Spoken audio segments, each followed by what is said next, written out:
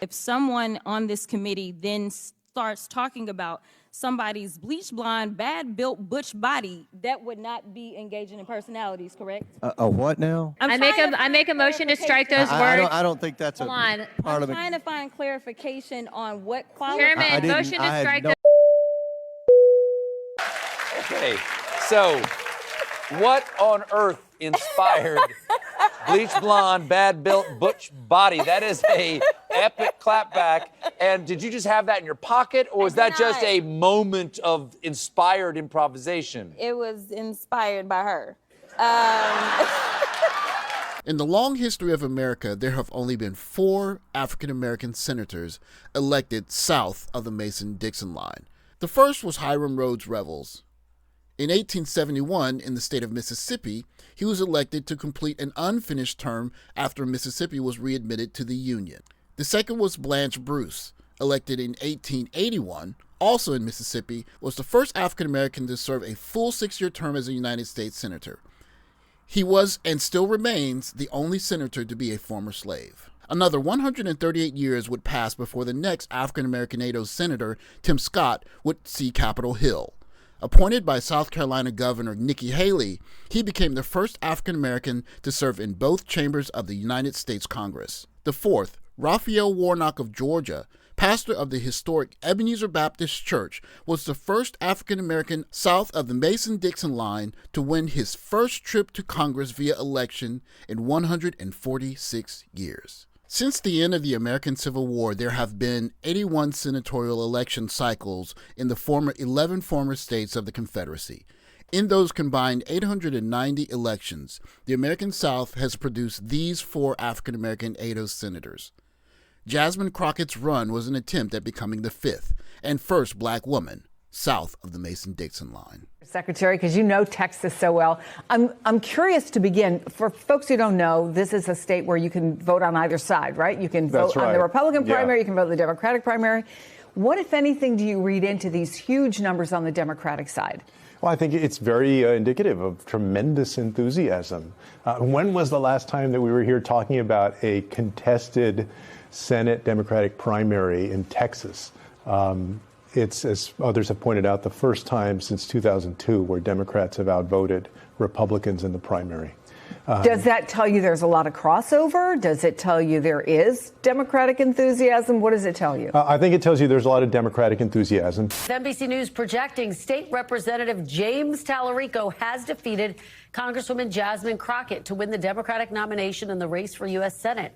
Crockett conceding the race this morning to the 36-year-old Tallarico, who has won more than 53% of the vote. All right. She's in the win there. All right. Yes, all right.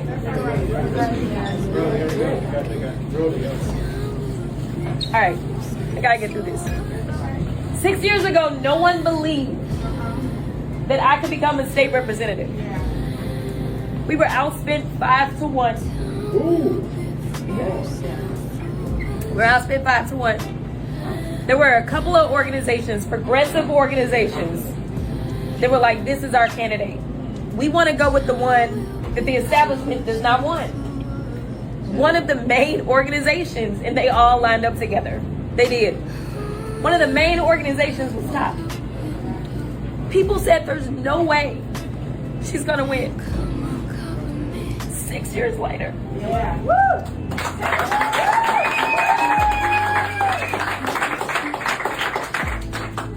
It goes without saying that becoming a congresswoman in itself is a feat that none of us can sneeze at. Becoming a black congresswoman from Texas is more of a feat, but when her district was essentially eliminated, she chose to run as a senator from Texas.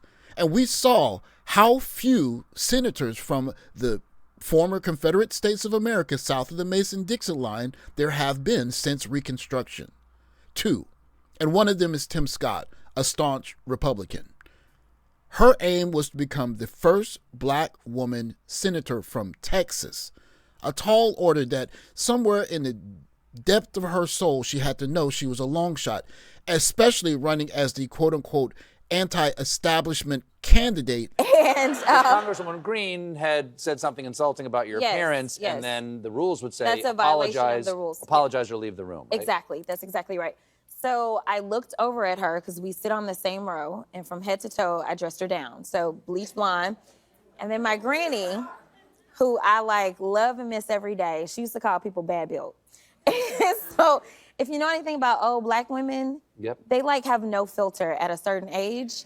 And that was my grandma. So that was inspired by my grandma. And then, you know, she's always trying to lift like she's a man. So I did Butch Body. Well, if you're like this at your age, what are you going to be like as a grandma? I don't know. My intent in making this video is not to gloat. I think it's unfortunate that she lost, but then again, she was running as a quote-unquote outsider sister girl from Texas for the Texas Senate seat. I mean, her chances of winning that election were slim to none to begin with, and she had to know that at the beginning of that election. But that said, I think there's something a bit more sinister happening here, because I think this is the Democratic Party throwing a bone to Black women, saying, hey, listen, you, sister girl, you are seen, and we are supporting you. You just make sure that you show up for us, and here's your quote-unquote bone. And those are my words, much softer than the words of, say, the funky academic. America, my name is Amiose Frimpong, and when I call Jasmine Crockett's campaign political motivation, I mean it's a quality of self-pleasuring that her liberal donors will do for themselves. They don't expect her to win. They don't care if she win. And if she actually won and did something like provocative, they would be upset and a little bit horrified.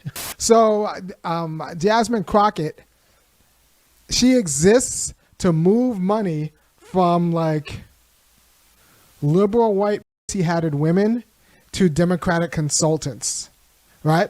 This is the class of people who would rather you have a $1 million or who would rather you have a $30 million election and lose than have a $1 million election and win.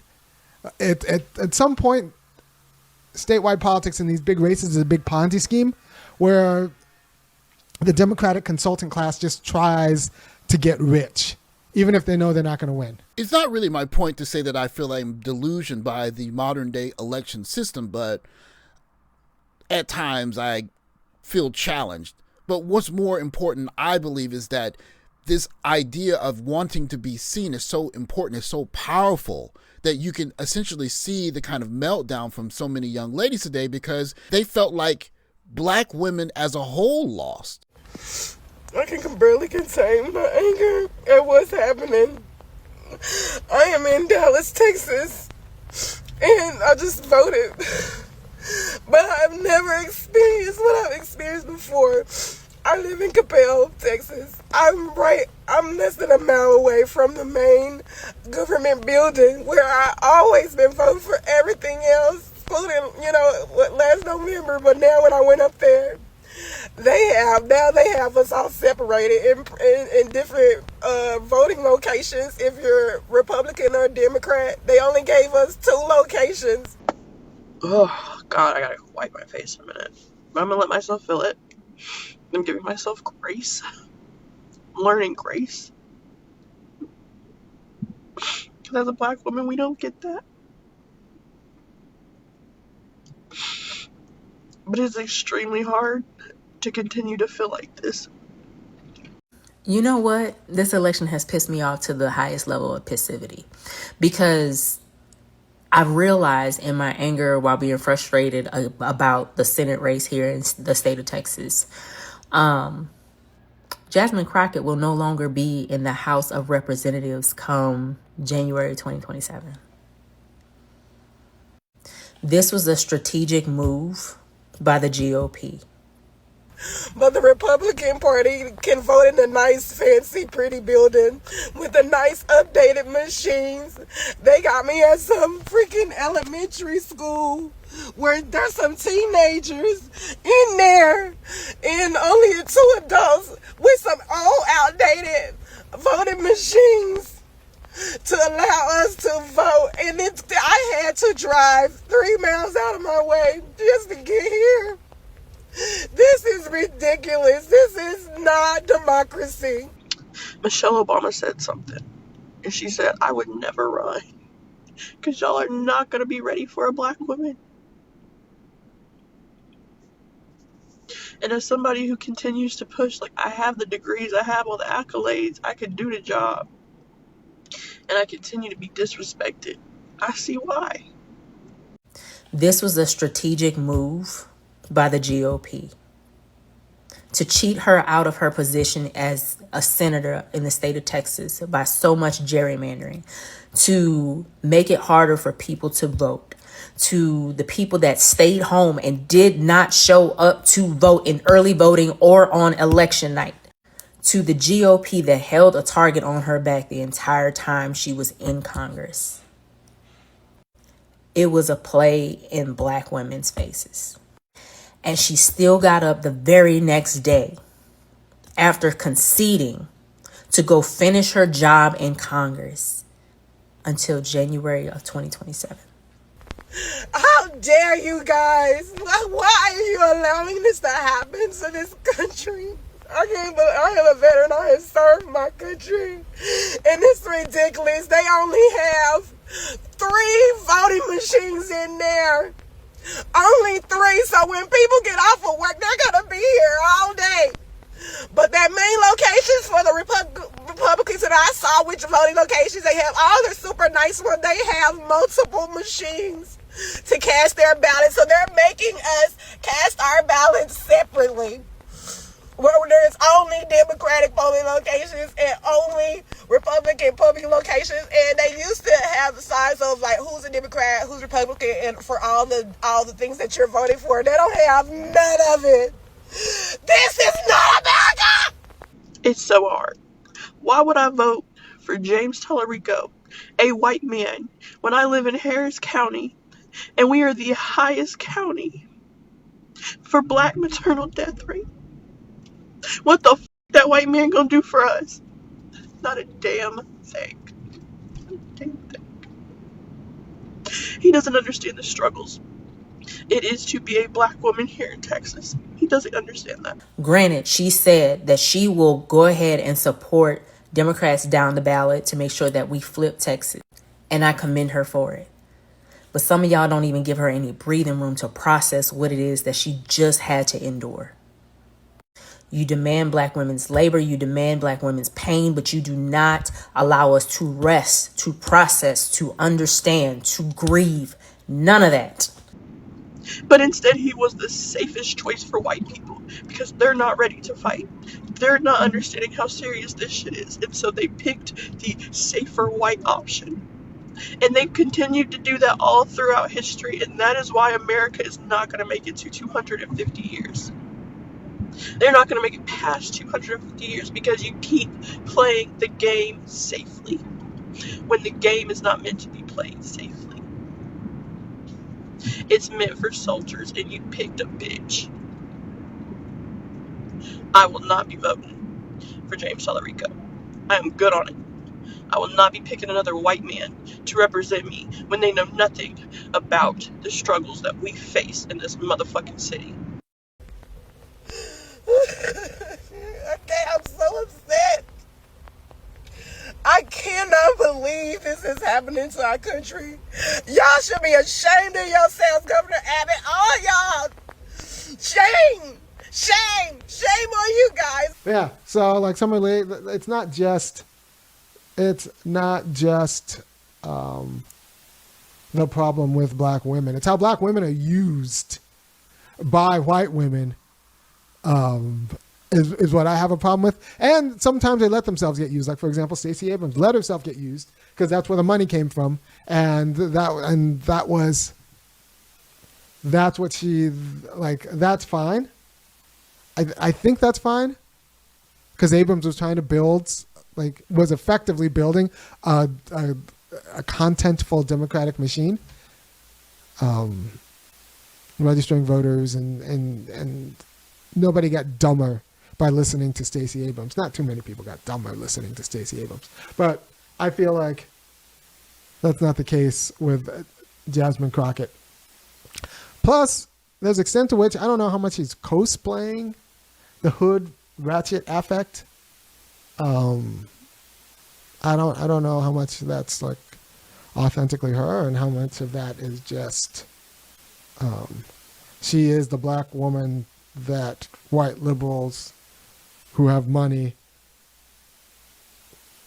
want to be a black woman. She's like a nightmare. My frustration with the whole Jasmine Crockett goes to Congress thing, or should I say Sister Girl goes to the Senate, is that it's really a way of showing black women something that they're so close to, or at least they want to believe that they are, and it makes them just double down on the party without offering black people, and more specifically black women, something tangible.